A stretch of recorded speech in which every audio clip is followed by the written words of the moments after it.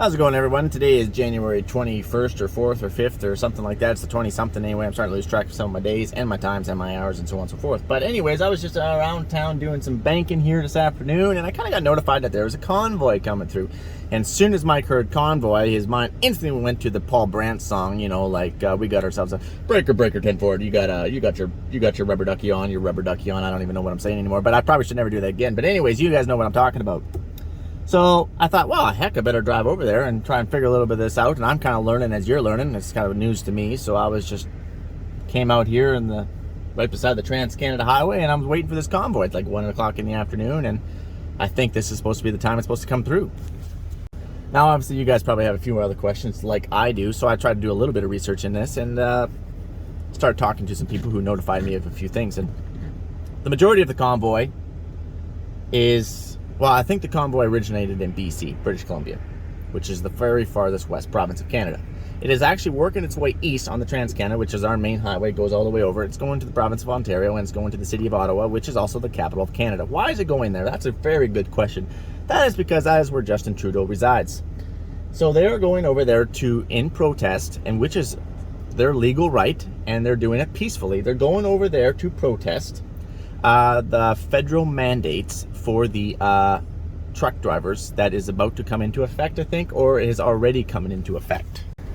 So Mike, talk to me a little bit about this convoy, and I'm going to try and fill you in to the best of my abilities. So I do believe it's made up of mostly commercial truckers, and but also lots of farmers are driving in it as well. There's also like your average Joe works at the bank or accountant or lawyer. They're in there with their vehicle. They're also going all the way across. They're in their vehicle, and it's not so much about the mandate as it is. I think people are just getting fed up. So let's just talk about that quickly here, okay?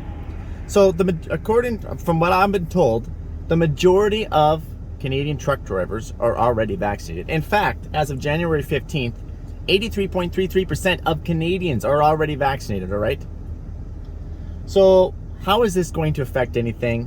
What is the point of all this? And so on and so forth. Well, that's a really good question. So as you know, we live in Antarctica. It's winter here about 10 months out of the year, and if it's not minus 40, then it's probably minus 5. The weather will change. It goes up and down. You get the idea.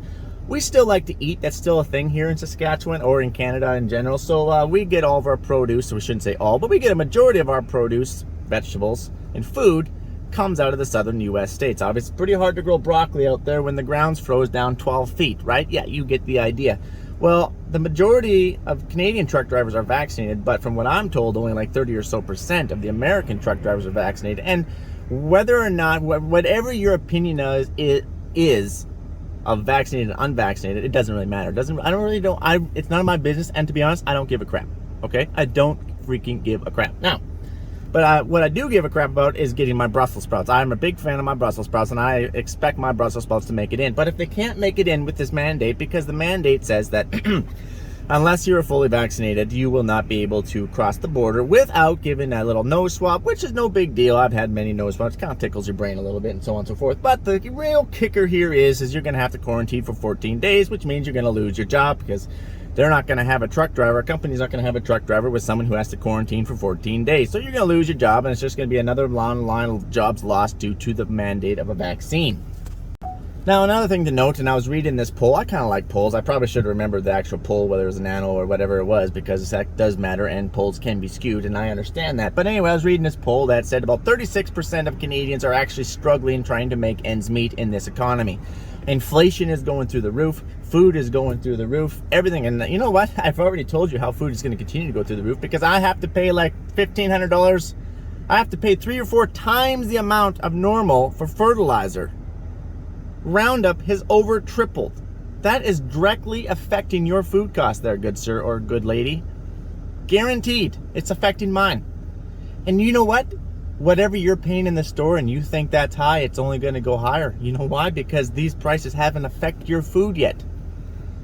So it's frustrating because obviously that is still going to affect our food and the cost of our food with these mandates going in place.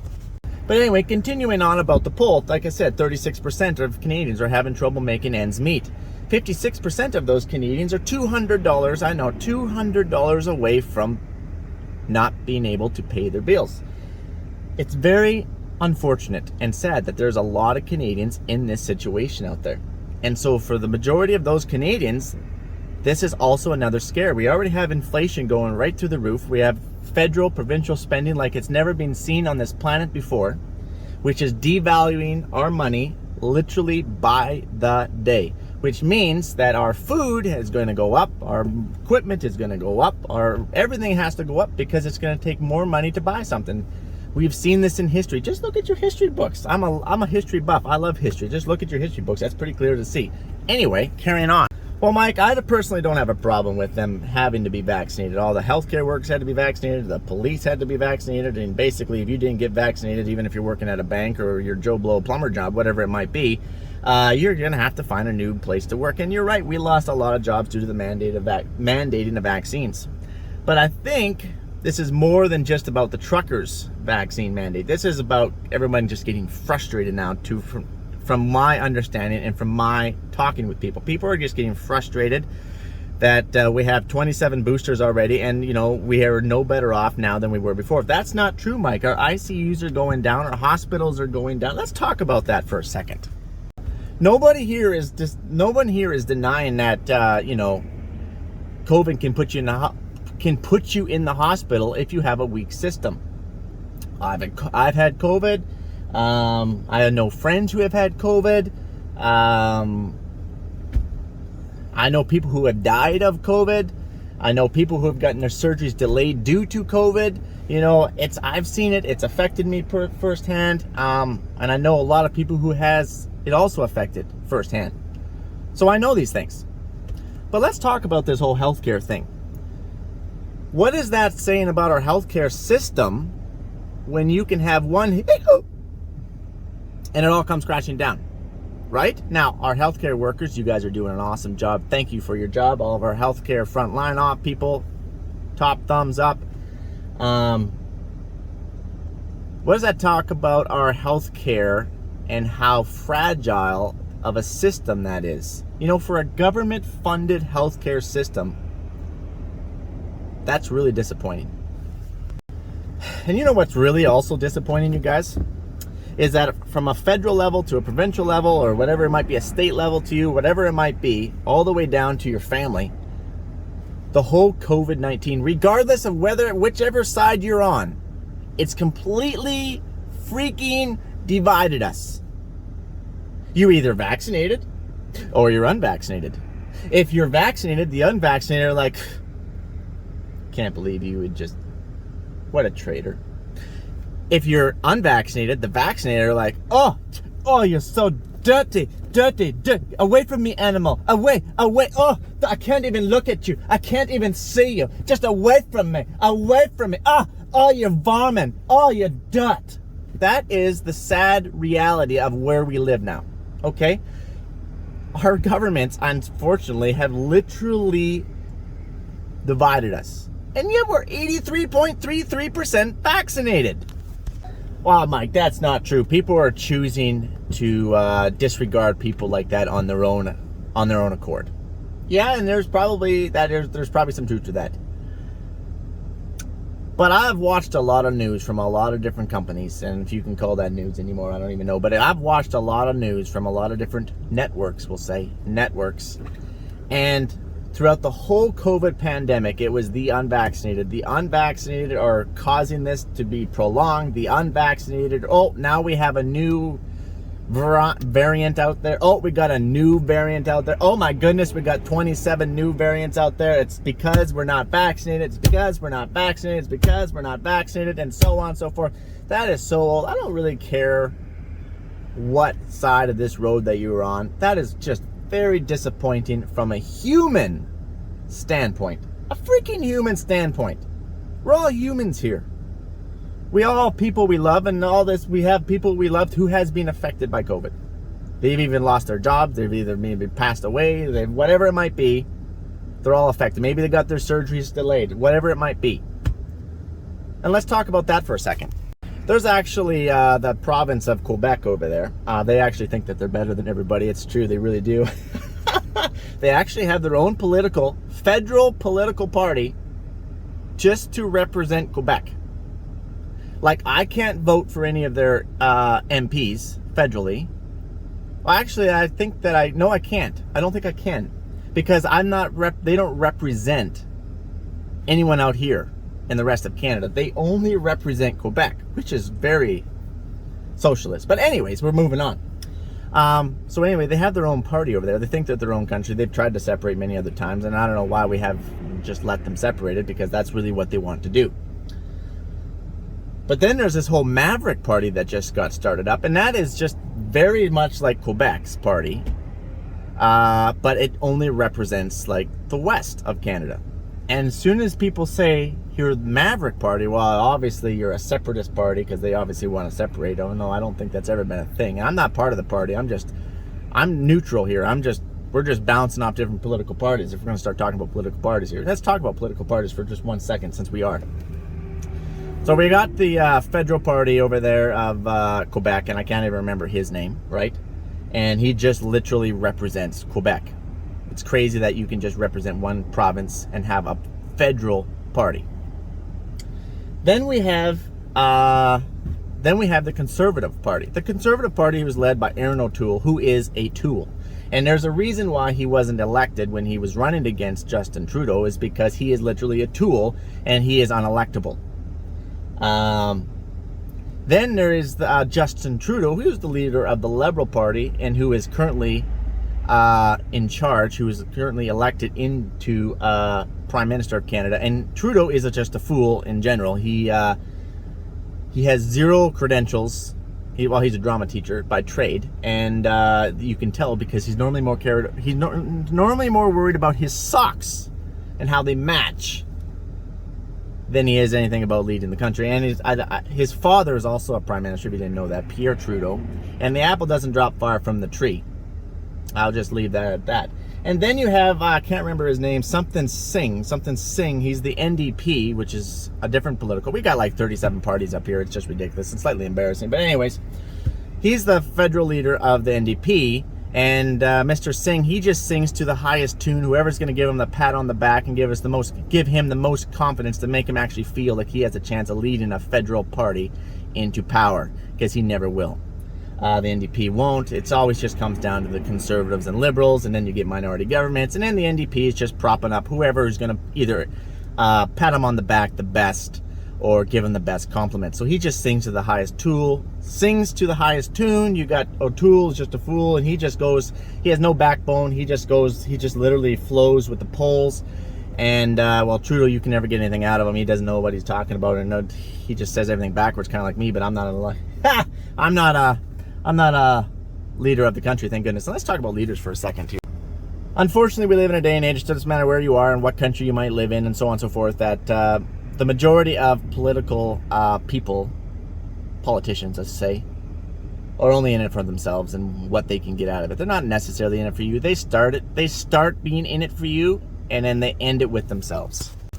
And I'm pretty sure this was an Abraham Lincoln's quote, that any man can withstand adversity. And that's true for the most part. But if you really want to test a man's character, give him power. Isn't that so true? Look at politicians today, eh? Like, we don't have leaders here in Canada. I don't know about you and the rest of the world, but we definitely don't have leaders. Because what is the definition of a leader? A leader to me, and a leader hopefully to you, is someone who leads by example. Someone who leads with integrity. Someone who leads with accountability. Someone who leads with empathy. Someone who leads with positivity. Someone who leads with basically everything that we don't have. Someone who would self-sacrifice, like in the military. You have a platoon leader. He's in charge of his squad, right? I'm not in the army, but he's in charge of his squad. Someone throws a grenade, he instantly jumps on that grenade so he can save the life of all of his people that he's in charge of, he's in command of. He is literally in charge of those people, and he'd give his life for those people. Since when would anybody, politician, even give $10 for them? Right? Right. We don't have leaders here in Canada. We have elected officials, unfortunately. And I don't care what side of the political, I don't care whether you're conservative. Maybe I don't care if you're so far left, you're almost right, or you're so far right, you're almost left, or maybe you're just dead center and you never change. I don't care what you are. It's none of my business. It's just, it doesn't matter whether you're over here or over here. We don't have a single leader. Not a single leader. We need someone who's actually going to lead this country and put this country and Canadians first. And if we did that, if we stopped wasting so much money, because we all know that governments, from federal, provincial, all the way down, are the most inefficient, wasteful than any other thing. Any governments are so wasteful with money. We all know that. Our money, your taxes, right? Think if we just stopped spending so much money in randomly really poor places, we could actually really boost up our healthcare system. We need more hospitals. We need more doctors. We need more nurses. This is quite evident. One hiccup and our whole healthcare system is near on the verge of collapse. And since when do you have to be on the waiting list to get a very important surgery for 2 years? This was pre-COVID. All right? My dad was on a surgery list for like 18 months or something. That was before COVID even was a thing. That's very sad. So then you tell me that we have healthcare problems because of the unvaccinated. No, we had healthcare problems long before COVID was ever a thing. It is now just being currently blamed on the unvaccinated, and that is very sad. And it's very sad. It makes me angry. Okay? Just very disappointing. And just one example of wasting money, it just is one I just literally thought of, because I'm right beside the highway and I see these warning signs. You know, like the warning signs where, you know, shows curve, or the warning sign that shows like deer might be crossing. Well, we have those up in Canada. And anyway, there's also moose potential warning sign. There might be a moose crossing, and it kind of has a cutout of a moose. And so anyway, during the pandemic, I was reading this article about this young lady here in Calgary. She's like, you know what, that moose doesn't really look very moose-ish like, you know what I mean? So let's just, with a pencil, she can sharpen that moose and give it a little bit better characteristics, you know, make it a little sexier looking in the moose realm. And you know, she submitted that to the federal government, and boom, yeah, of course the federal government was all over that because of the identity of the moose. You know, how's that moose feel on that sign? And so now we're changing all of our signs from West Coast to East Coast. Every sign will get changed with the exact same moose symbol. It's just going to have a little sharper edges to make a moose look a little bit trim, a little bit more fit for all the female moose that might be crossing the highway just to look at the male moose because it has the antlers. That is how crazy and how wasteful we're freaking spending your and my tax dollars. That's government spending. No, we don't want to put that into COVID stuff. No, we don't. We're not going to build any more hospitals, but that's so stupid. We wouldn't do that. No. And no, we're not going to bring in private healthcare systems to try ease some of the pressure off the public ones. No, we're not going to do that. So anyway, these are just some funny examples of how bad things are run up here.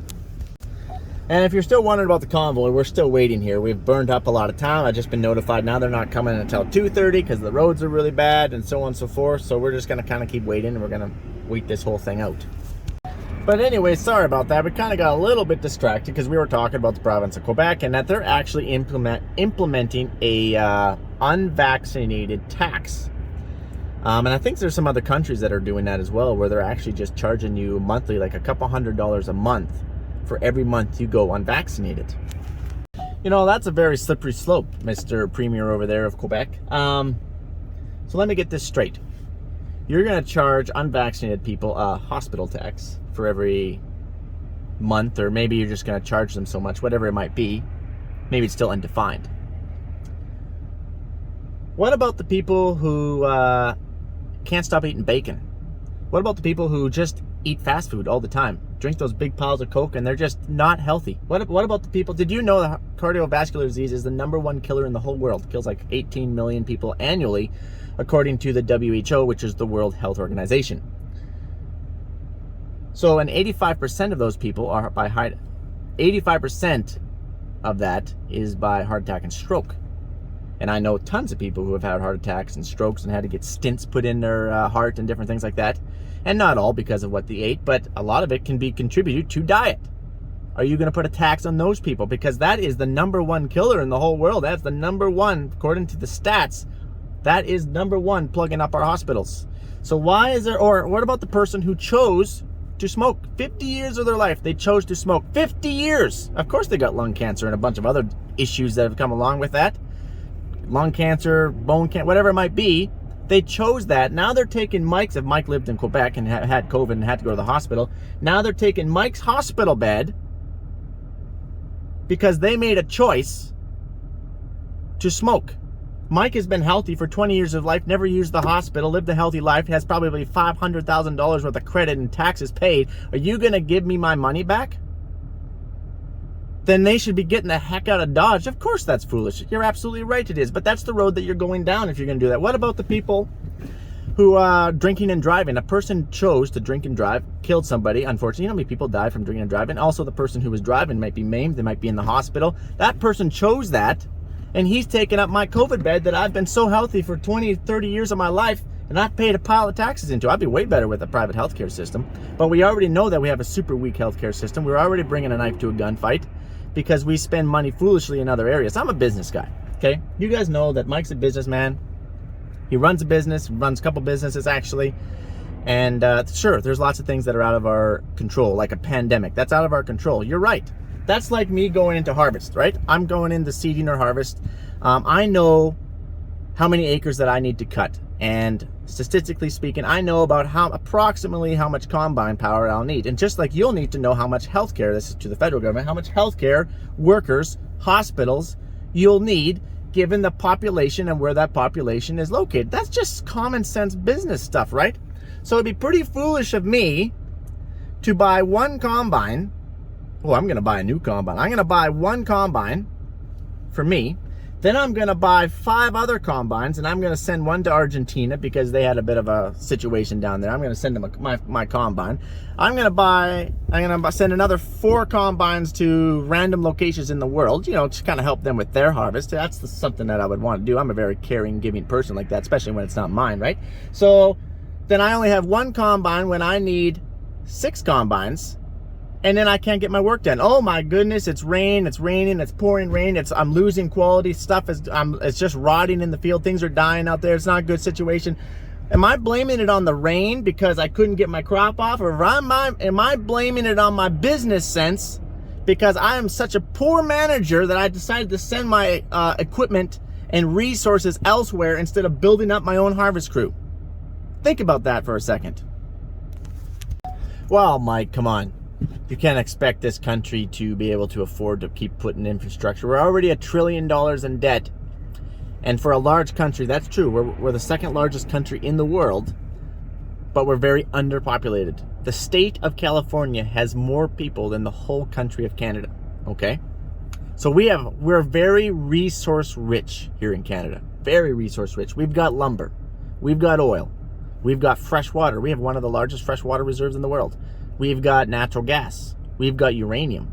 We've got gold. We've got diamonds. We've got helium. And like we've got iron. Like the list goes on. Okay, we've got tons of resources. But we are scared to use any of them. We can't get united enough as a country. We're like a bunch of 5-year-olds, 1,000 5-year-olds running around endlessly, all doing their own selfish things. We can't get united enough to do anything in this country. The trains and stuff that you saw going in the background, we couldn't build a new rail line in this country if we even tried to. We could never, ever, ever get it done. Ever get it done. We can't build pipelines. We can't build railroad. We couldn't put another highway here if we tried to because there could be a cricket down there that had a family and we would have to spend another $1 billion to go around that cricket and his family instead of moving him, okay? That is how crazy society has gotten these days. We are literally living off the coattails of our ancestors. We literally are. We couldn't do anything in this world anymore. That's how poor and pathetic it's gotten. I'm sorry to use strong words, but it's true.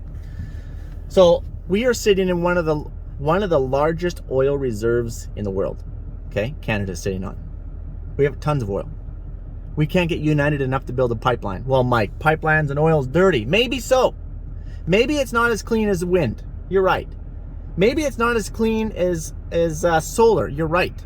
But did you know that you couldn't build those wind turbines and you couldn't build those solar panels without oil? You couldn't do it. Did you know that you couldn't build the batteries in your Tesla vehicle without oil? And you're mining over in another country because that makes you feel better. As long as you can't see what those kids are digging up over there in their bare feet and their hands, as long as you can just drive this and drive your little Tesla around thinking you're saving the environment, that's all you care about. That's the sad truth. But did you know that Mike is a business guy, as you already know, and Mike cares about the money. Money isn't everything. Everyone knows that. But money builds hospitals.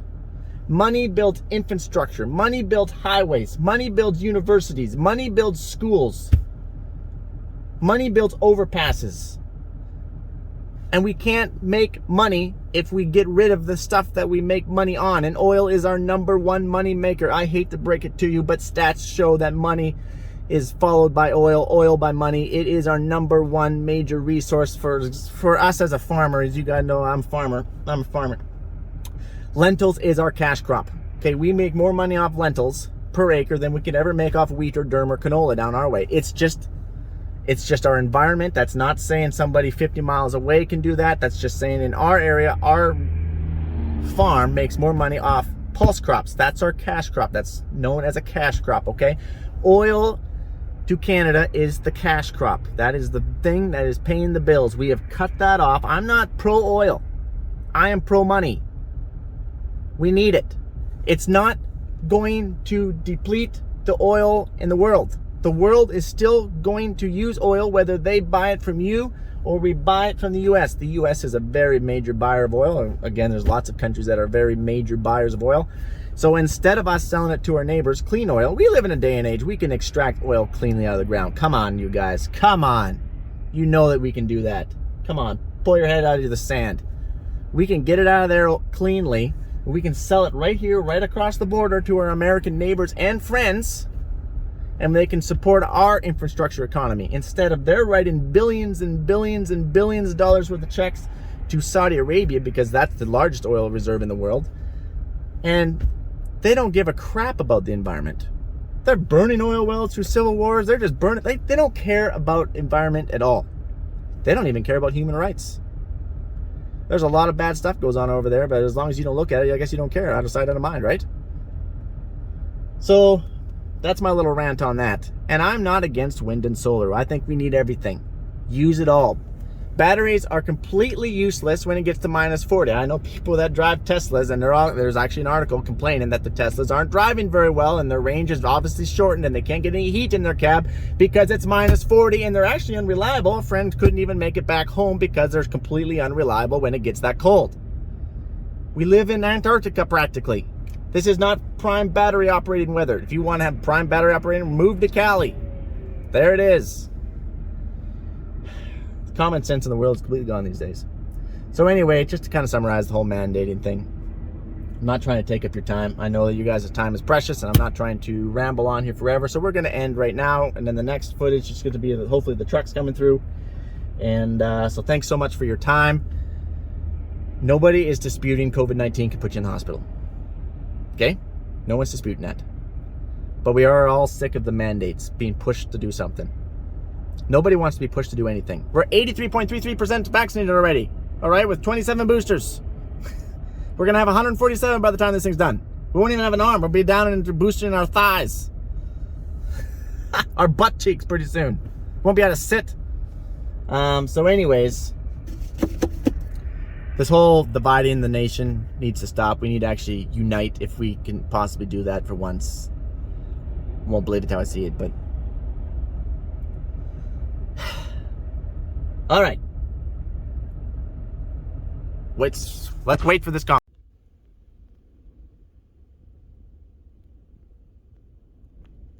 And here they come.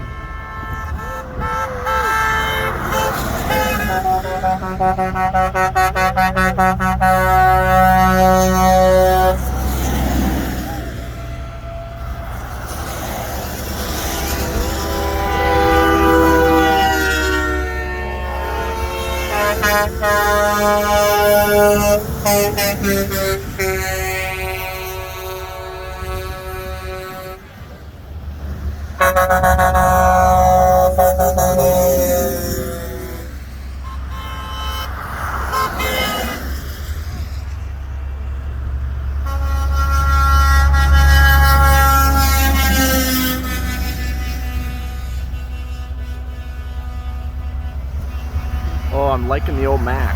That's awesome. That's an awesome rig. I think they're kind of plugging the highway off here a little bit. There's a lot of cars and trucks back here.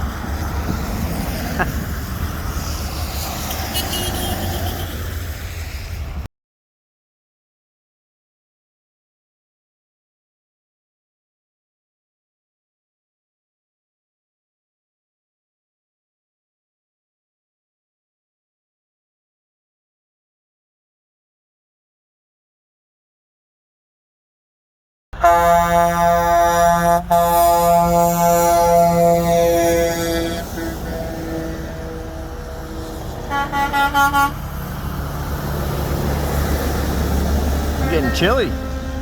Can't really hold my phone steady here.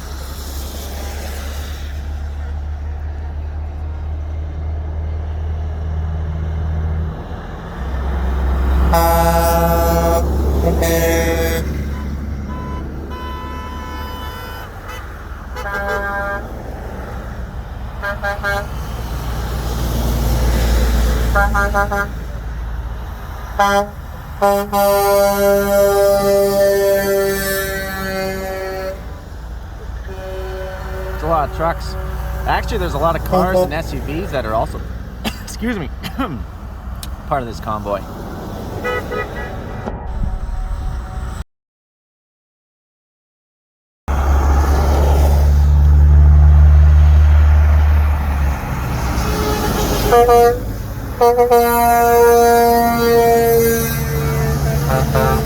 Oh, that's a nice cab over. There's a lot of nice trucks.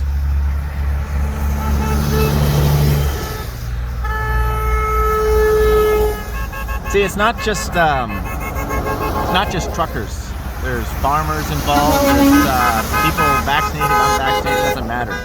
People are just joining in just because they just don't feel like it should be mandated. And I think there's just been a lot of, I don't know, restlessness brewing over the past year, probably. But I am glad that we were able to be a part of this and kind of watch it. 20 minutes turns into an hour turns into a couple hours, but by golly, George, we made it.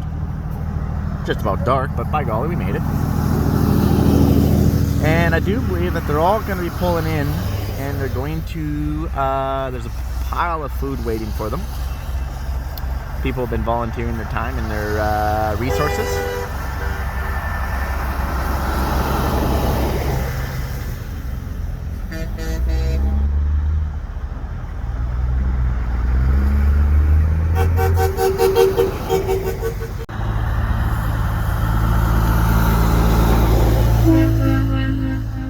Unfortunately, we are running out of battery juice, and no, I don't have my charger.